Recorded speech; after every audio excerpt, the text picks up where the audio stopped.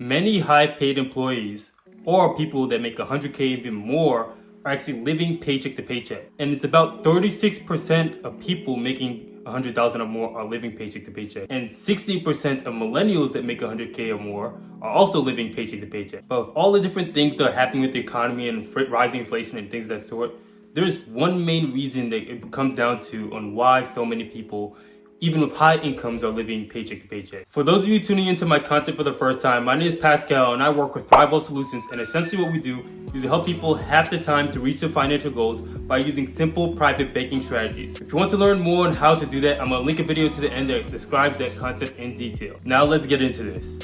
So the main reason why a lot of people, even with high incomes, are in this situation is because they confuse two things. They confuse being rich with being wealthy. Some of you might be confused. Aren't those two things the same thing? No, they are vastly different. Because someone rich makes a lot of money, but they might not necessarily be wealthy.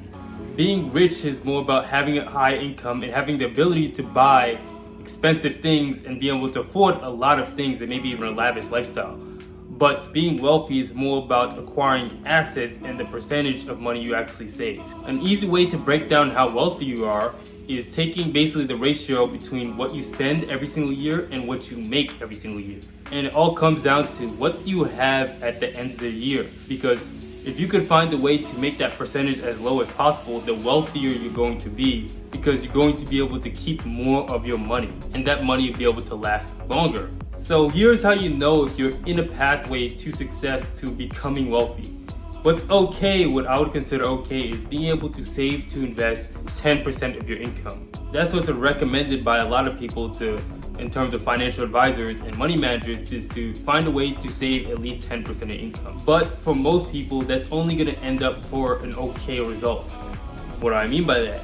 Let's say, for example, you make around $60,000 a year, and you could save to invest 10% of your income in some sort of low-cost index fund from either Fidelity, Vanguard, or Charles Schwab.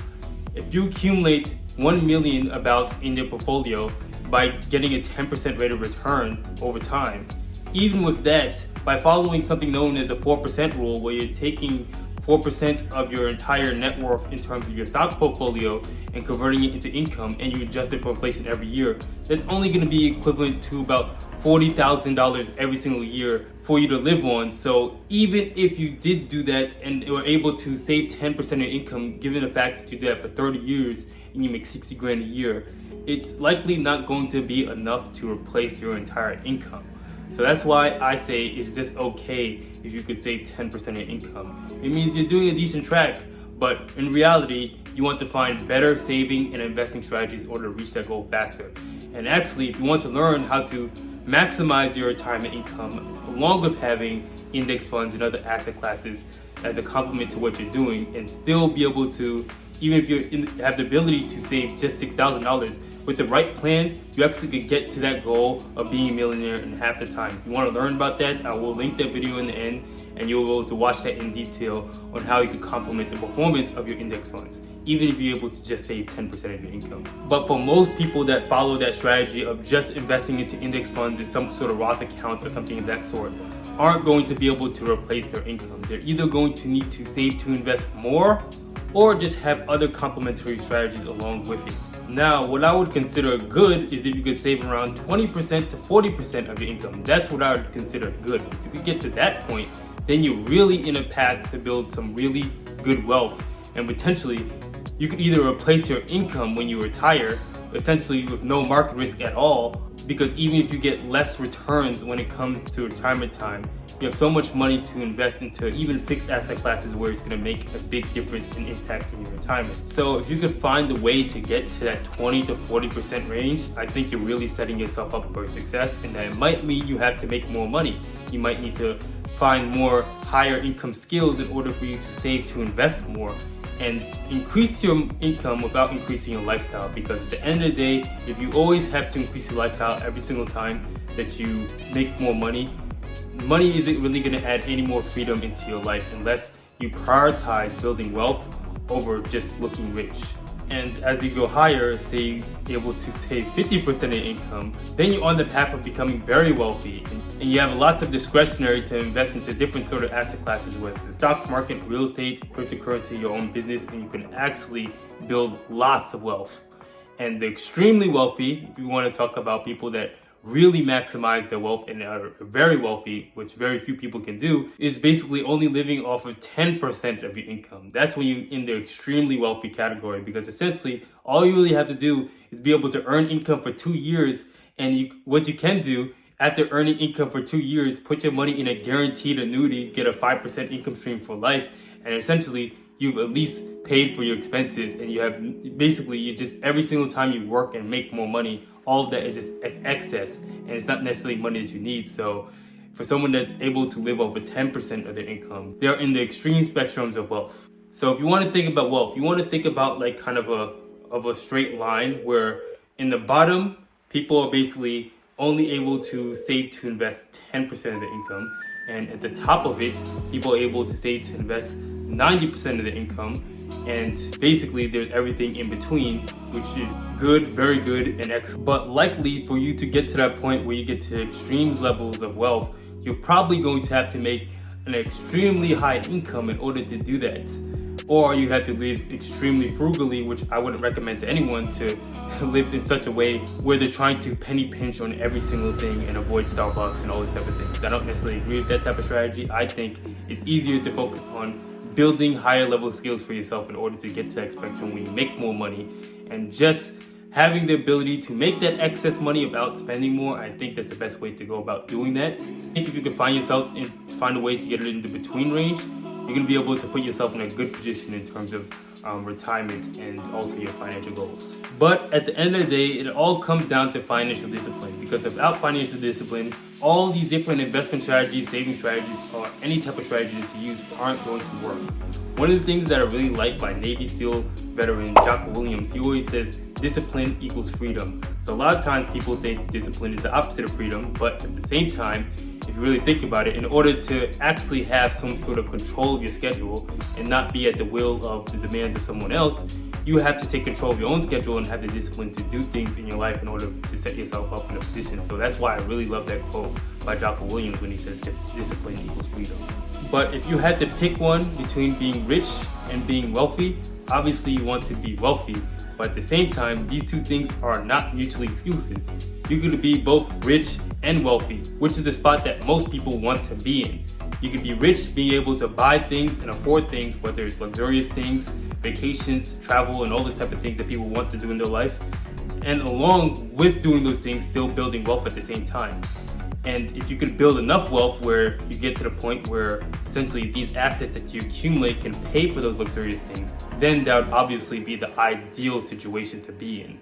But at least if you can't do that, try to find a way to save to invest a decent amount of your money, or find better saving strategies in order to reach your financial goals in a more effective and efficient manner. But at the end of the day, it's all going to lead to some sort of impulse control, because one of the top traits of the wealthiest people in the world is frugality in some sort. Not overly frugal, they're still willing to spend and invest in themselves and do other things in order to either enjoy life or learn more. But at the same time, they have very good impulse control, and that's why they're able to build extreme levels of wealth. And that's something that you want to have if you want to get to that point in your life where you enjoy some sort of financial freedom. So here are a few things that you could do to evaluate your situation and if you're putting yourself in the right direction in order to reach these goals that you might want to accomplish. One is evaluate the circle of people you're around, because most people, they're around circles that value entertainment more than they value education. So who are you around? Are you around people that talk about investing in real estate, stock market, investing in businesses, learning about different strategies on how to save and invest to get financially ahead? Or are you around people that talk about going to clubs, parties, hanging out, and recreational activities, which is fine, but if that's all they talk about, you're never going to get to a situation where you're ahead. Because I'm a firm believer that you're a product of the 5 people you hang around the most. So you want to make sure the people that you hang around the most are talking about these things, about investing and growing wealth and things of that sort, if that's something that you value. And not to say that you can't hang out with friends like that like to enjoy recreation and stuff like that, but you want to limit yourself to some extent if your priority is to accomplish certain financial goals in your life. The latter is probably what's true for most people, but anyone can change the situation by just evaluating it. So that's one thing that you might want to evaluate first in order to improve your situation. The next thing is, are you buying things that you don't need? One question you want to ask yourself is, if no one can see what you buy, would you still buy it?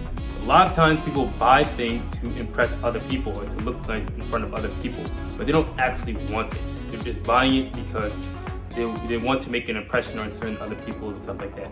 I understand the concept of look the part and things of that sort, but a lot of times people kind of just buy these things to, look nice when they go out and stuff like that. It's not really adding any value in terms of their life. So you want to make sure you're not just buying things to impress other people, that you're buying things that are actually going to be beneficial for you, whether it's books, education, and other types of things that might actually add some real value in your life. And this goes on to my next point. What type of books or videos are you watching?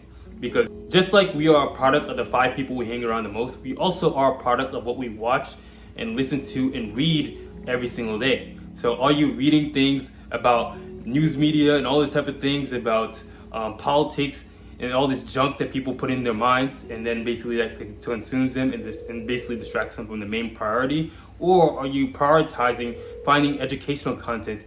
Maybe you're trying to learn about how to start a business or how to invest, or different type of channels like these where I talk about different types of investment strategies and ways to grow your money. So are you listening to and watching and reading the right things? That's one thing you want to really pay attention to, is what you consume every day on a daily basis. Those are 3 quick points that I wanted to just mention, but it all comes down to, what is your priority? Are you prioritizing looking rich, or do you prioritize actually being rich and wealthy? Which is your priority? So most people, they say they want to become wealthy and things of that sort, but the actions don't dictate that. Their actions show the opposite of it. But in all, hopefully you guys enjoyed this content. I'm gonna leave that video at the end so you can watch in detail on different types of financial strategies. Rather than just investing in index funds, you could use this strategy to enhance the performance in your investments. If you enjoy learning about different types of financial content and concepts, make sure you subscribe and like this channel as well. I make content every single week, so if you enjoy this type of stuff, make sure you subscribe to the channel. Thank you, and I'll see you next time.